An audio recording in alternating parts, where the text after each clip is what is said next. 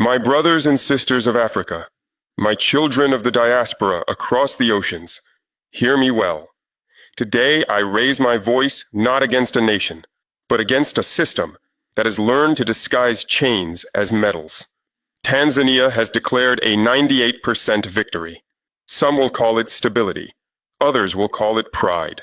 But I call it a warning to every African heart that still beats for freedom.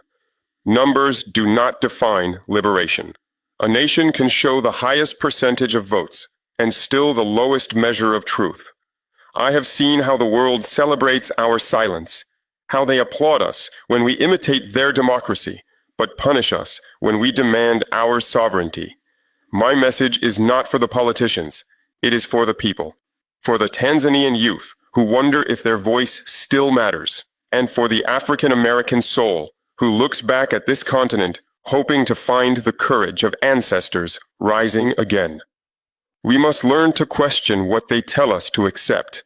When 98% becomes a symbol of perfection, beware, because perfection in politics often hides the smell of fear. The destiny of Africa cannot be built on applause for numbers. It must be built on justice, on dignity, on the power of a people who choose truth over illusion. Tanzania is not alone. What happened there reflects what threatens every African land that forgets to listen to its own heartbeat. I speak today not as a president standing behind walls of power, but as a soldier of the African spirit. I speak as a son of this soil, the same soil that gave birth to Nyerere, Sankara, Lumumba, and every dreamer who dared to say Africa belongs to Africans. When I look at Tanzania, I see a land of history, of peace, of promise. I remember Julius Nyerere, who spoke of self-reliance and unity long before many of us could walk. He believed that Africa's liberation was not complete until every nation stood on its own feet.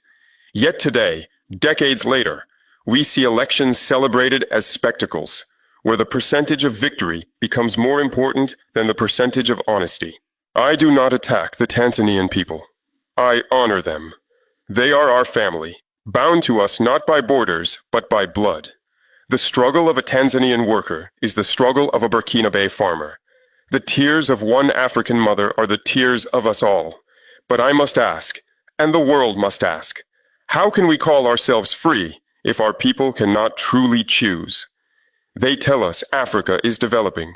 They show tall buildings, highways, and conferences.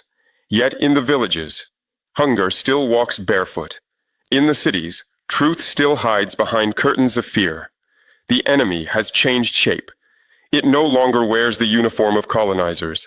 It wears the suits of our own brothers who learned to rule but forgot to serve. To my Tanzanian brothers and sisters, I say this with respect. Your vote is sacred. It is not a gift from your leaders. It is your inheritance from your ancestors who died with songs of freedom on their lips. Do not allow anyone to trade that inheritance for applause from the outside world. Africa cannot be reborn until we separate true leadership from manufactured victory. The dream of Pan-Africanism will never live through men who fear the truth. It will live through those who have the courage to lose power rather than lose integrity. My words today are for the youth, because the youth carry the pulse of every revolution. When I see Tanzanian students filling classrooms, riders crossing dusty roads to work, farmers bending under the sun, I see the same fire that burns in Burkina Faso, in Mali, in Ghana, in Harlem, in Atlanta, in Kingston. That fire is the inheritance of those who refused to kneel when the world told them to. Young people of Tanzania, your nation stands at a crossroad. They will tell you politics is for the powerful, that you should stay quiet, study, and wait for opportunity. But opportunity never comes to those who wait. It comes to those who rise. You have a voice. You have a mind. You have the right to ask your leaders why a nation of such promise is satisfied with imitation rather than creation. And to my brothers and sisters of the diaspora, those who live under the flags of foreign lands, but still hear Africa calling inside their souls, I say this: Your struggle is not different from ours. When you face discrimination in the West, when your voices are silenced by systems that fear your truth, remember that the same chains are forged here under the disguise of democracy. You and we are bound by one history, one wound, one dream. If Africa fails to free itself, the black soul everywhere remains in exile. The struggle of Ferguson is the struggle of Ouagadougou. The fight for justice in New York echoes the same cry for dignity in Dar es Salaam. We are one family, scattered by design, divided by borders, and weakened by lies. That is why when Tanzania claims a 98% victory, I ask not about the number, but about the conscience behind it. I ask if the youth believe it.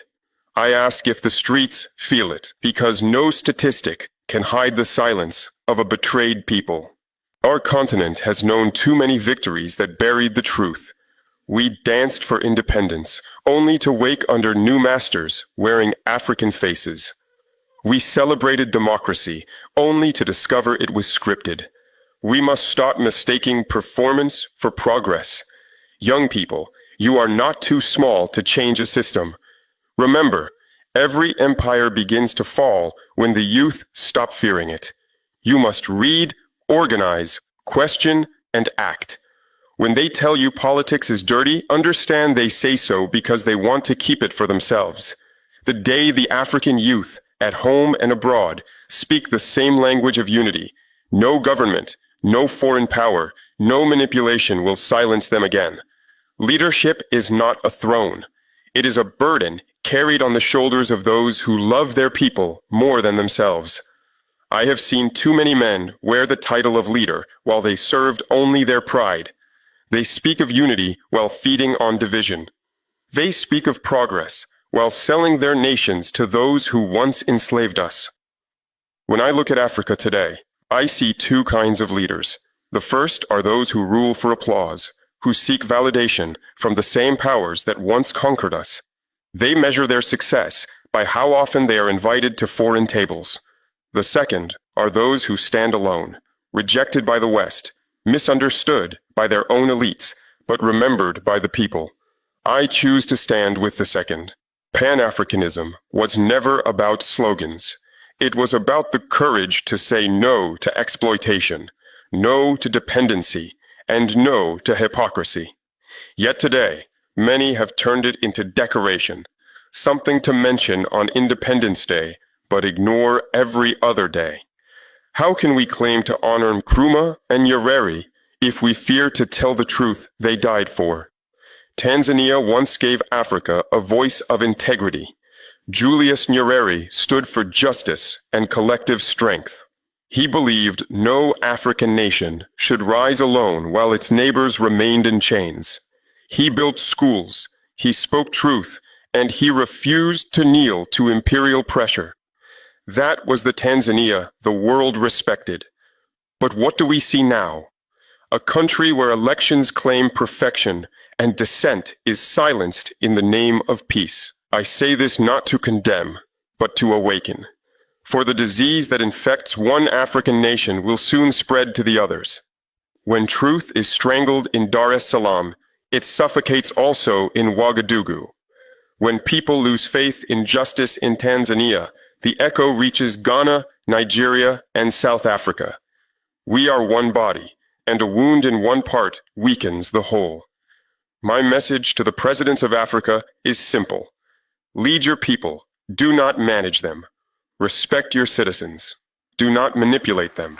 The power you hold belongs to them. The flags you wave are sacred because they were baptized in the blood of freedom fighters. Do not betray that legacy for temporary comfort or foreign praise. If a nation wins 98% of votes, but loses the trust of its people, that nation has lost everything. Real leadership begins when you dare to be questioned, when you protect the truth, even if it costs you your crown. Africa does not need rulers who pretend to be gods. Africa needs servants who are not afraid to be men. Until we understand that, Elections will remain ceremonies of illusion, and our independence will remain incomplete. To every African leader who hears my voice, understand this truth. The people are not blind. They are patient. They may keep silent for a season, but silence is not surrender. One day, the same citizens you ignore will rise like a storm you cannot contain. History has already shown us this truth, yet some continue to behave as if the old ways will always protect them. Look at what is happening across our continent. In West Africa, the youth are no longer asking for permission to speak. They are demanding a new order built on honesty and courage. In East Africa, the spirit of Nyerere still whispers through the streets of Dar es Salaam. Even if you silence voices, you cannot silence conscience. Tanzania's election is not an isolated event.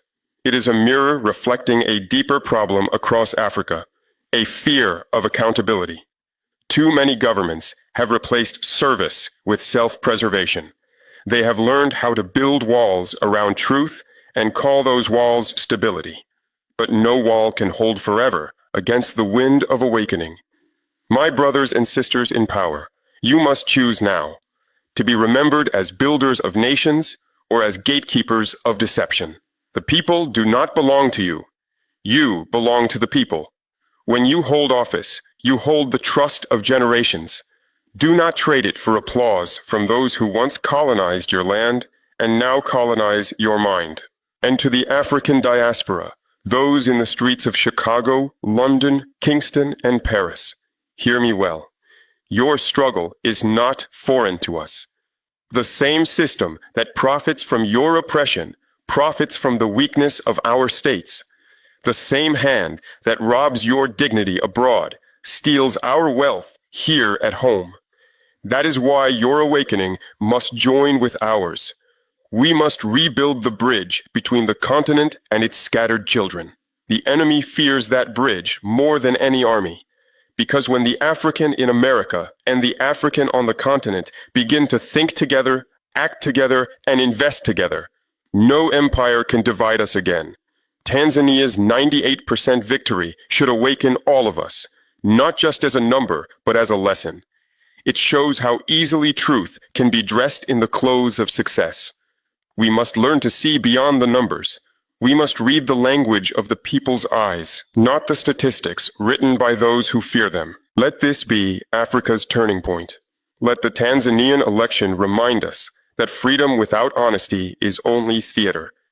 Our liberation will not come from ballots alone, but from unity, integrity, and the courage to demand the truth, even when the world tells us to stay quiet. I do not speak only to criticize. I speak because I still believe in the greatness of Africa. I believe that from the dust of disappointment, a new generation will rise, one that will not be defined by colonial borders or tribal divisions, but by purpose. Africa must no longer wait for others to write her story. It is time we take the pen back into our own hands.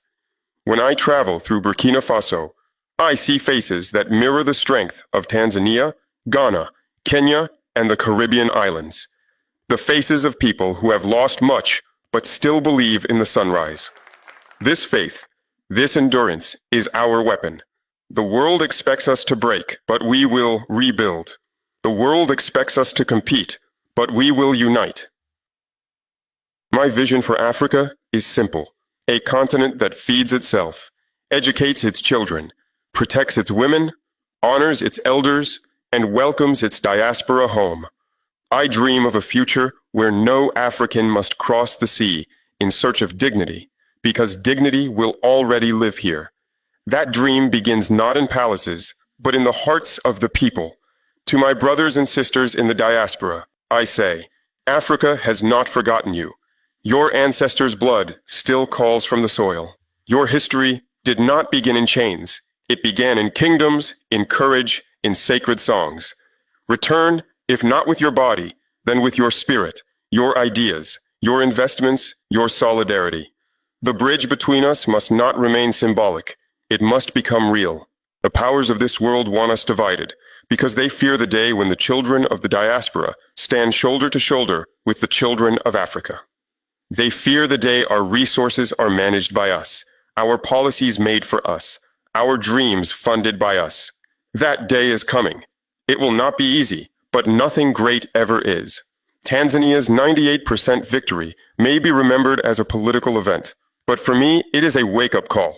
It tells me that we, as Africans, must redefine democracy for ourselves. Democracy is not a copy of the West.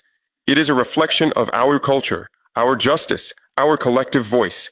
It is not perfection in numbers, but perfection in sincerity.